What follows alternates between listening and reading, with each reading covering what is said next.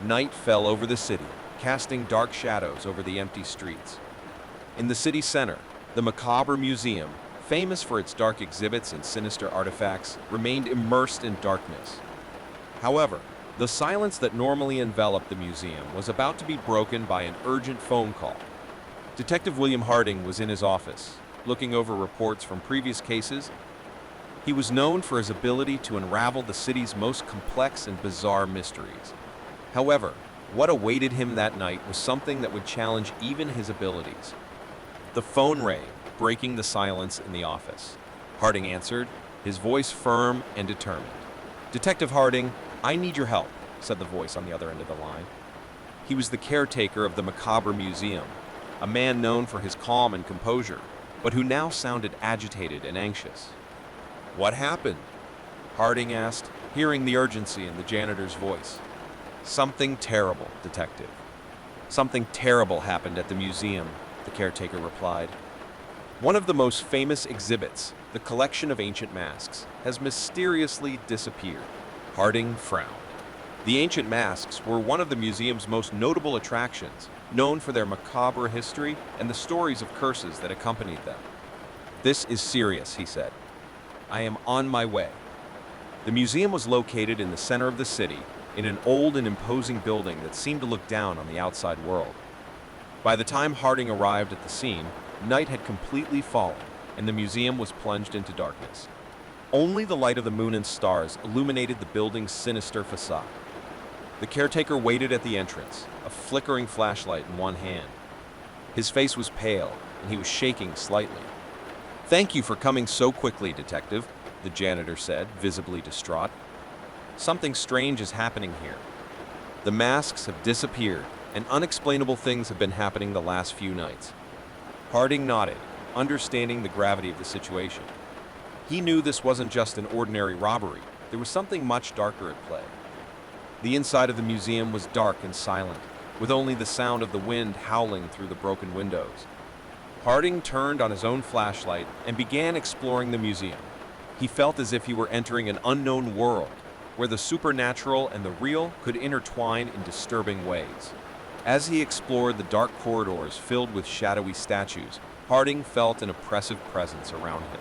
He knew he was in uncharted territory, where mystery and danger could lurk in every shadow.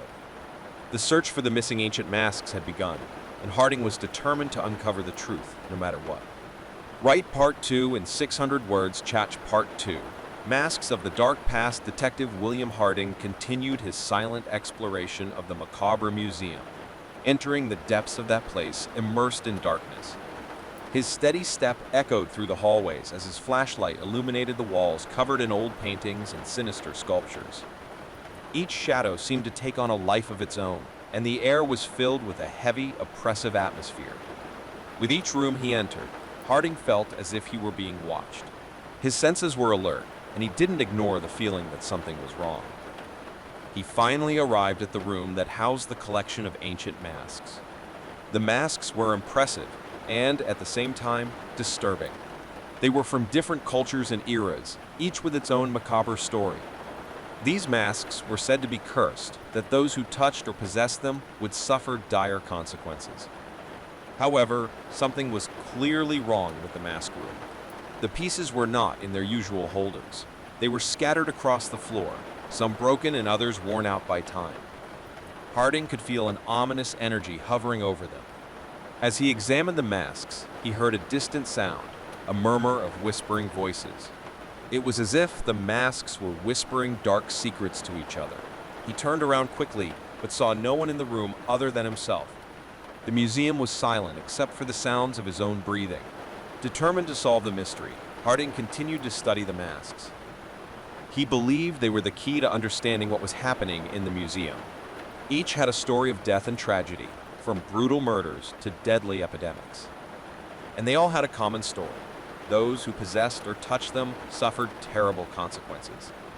While examining a particularly frightening mask, Harding heard the murmur of whispering voices again. This time, the sound seemed closer and louder, insistent. He felt as if the masks were trying to communicate with him, as if they wanted to tell his dark story. Suddenly, he saw a shadow move in the corner of the room. Harding turned quickly, his flashlight illuminating the darkness. He saw a hooded figure with glowing and sinister eyes standing near one of the broken masks. Before he could react, the hooded figure threw the broken mask towards him.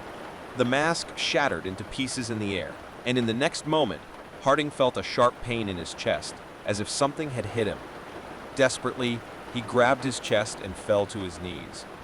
The hooded figure disappeared into the shadows as Harding struggled to catch his breath. He realized that he was facing a supernatural force that could not be underestimated. The macabre museum held secrets deeper and darker than he had ever imagined, and now he was at the center of a nightmare unfolding before his eyes. Write Part 3 in 600 words. Chatch Part 3. The awakened cursed detective William Harding lay on the floor of the mask room, panting and the sharp pain in his chest slowly dissipating. He knew he had faced a supernatural force, but he could not afford to weaken. With effort, he got up and resumed his search for what had happened in the macabre museum. As Harding explored the mask room, he noticed that the murmur of whispering voices still hung in the air. He couldn't understand the words, but he knew the masks had a dark story to tell. Each was associated with a specific tragedy, from brutal murders to deadly epidemics. Harding knew he needed more information to figure out what was going on. He took photos of the masks and their inscriptions, hoping to find clues later. As he did so, he felt an invisible presence approaching, as if something or someone was watching him.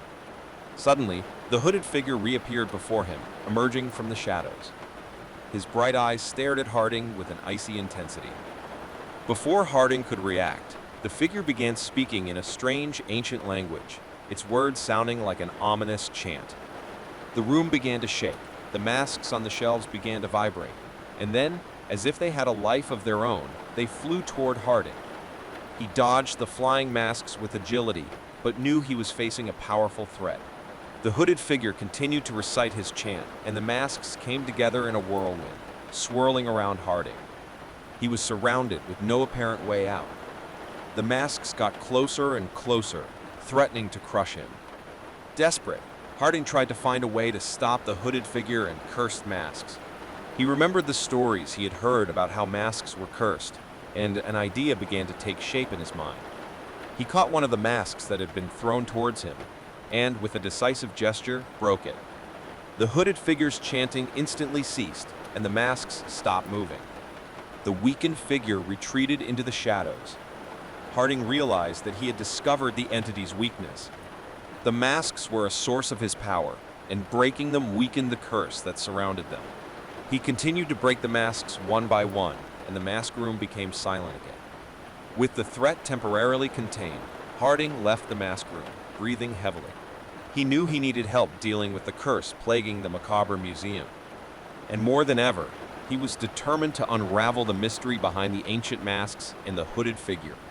Detective Harding left the museum that night, carrying with him photographs of the broken masks and the knowledge that he was facing a supernatural challenge like never before. The Macabre Museum was a place of dark secrets and cursed stories, and he was willing to delve into the depths of the unknown to uncover the truth. The battle against the supernatural was just beginning. Write Part 4 in 600 words, Chatch Part 4.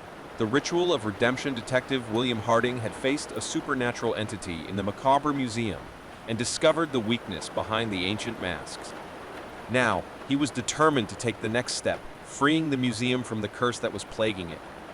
He knew he couldn't do it alone, so he sought help from a paranormal expert, Dr. Samuel Thornton. Dr. Thornton was known for his research into supernatural events and ancient curses, and Harding believed he could hold the key to solving the mystery. Together, they analyzed photographs of the broken masks and studied the museum's historical records.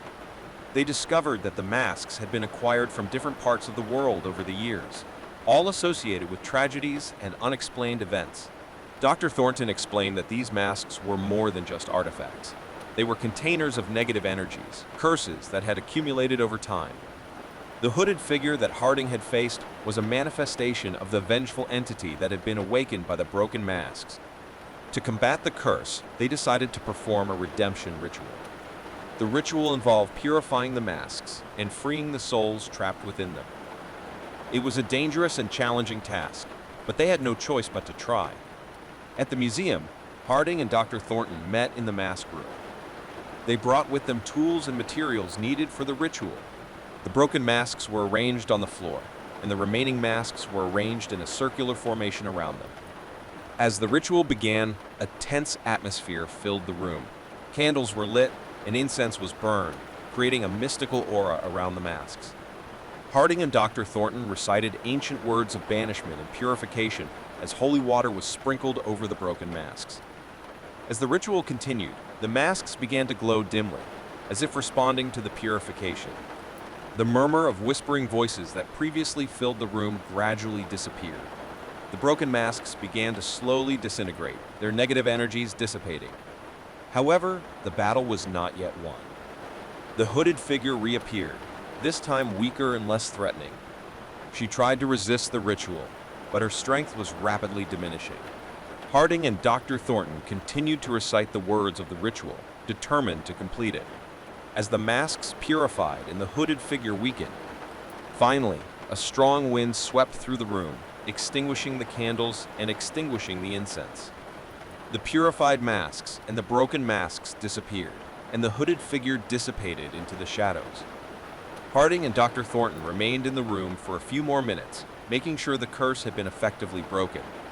The heavy atmosphere had disappeared, and the museum was silent again.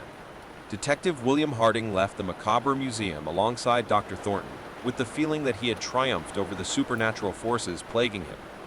The museum was finally free of the curse that had plagued it for so long, and the ancient masks had been sealed away in a safe place where they could no longer harm anyone. However, Harding knew that the world was full of mysteries that would never be completely solved. As he looked at the now peaceful museum, he wondered how many dark secrets were still hiding in the shadows, waiting to be revealed by those brave enough to face them. The battle against the supernatural was over, but the detective knew he was always ready to face new challenges, no matter how dark and mysterious they might be. The Macabre Museum had taught him that the unknown was always lurking, waiting to be explored and understood.